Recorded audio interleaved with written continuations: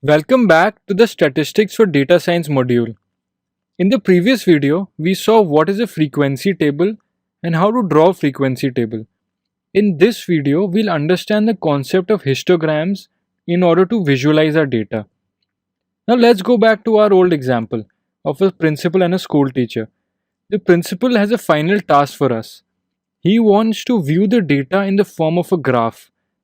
He says that there are way too many numbers in the table that are confusing him, and hence visualizing the data in the form of a graph is easy for him to understand.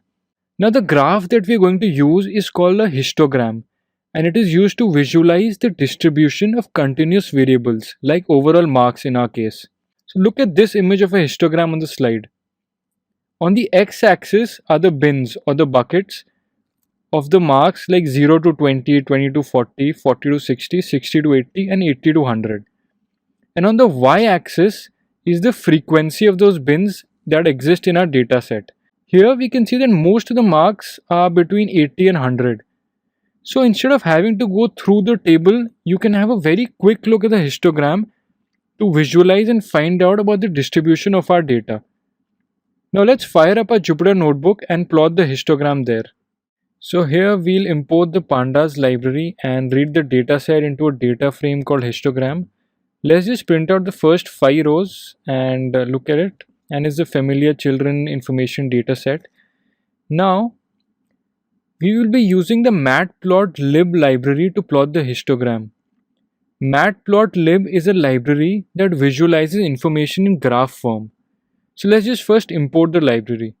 Also note that we will be using %matplotlib inline to draw the graph inside a Jupyter notebook. Drawing a histogram is actually pretty simple.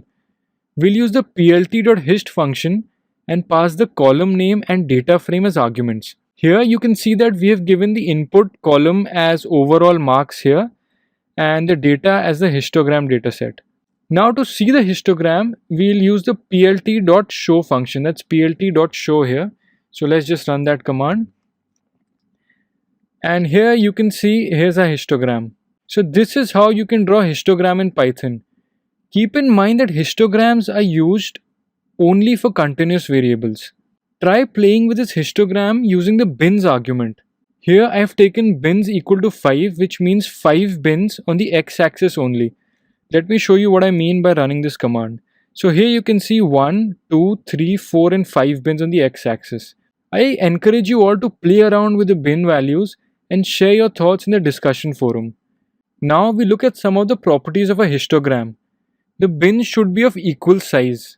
The bins should not overlap. That is, we should not have any duplicate counting of any frequency.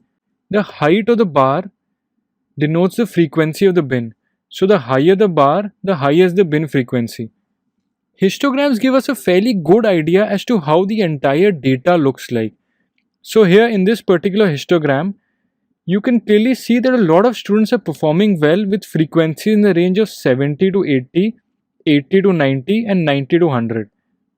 Histograms should not be confused with bar graphs.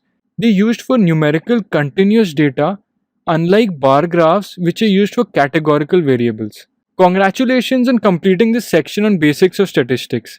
We've covered a lot of topics here and you'd be feeling a lot more confident now than you were at the beginning of the course. In the next section, we'll be checking the concepts of probability and continuous distributions of data. Thank you.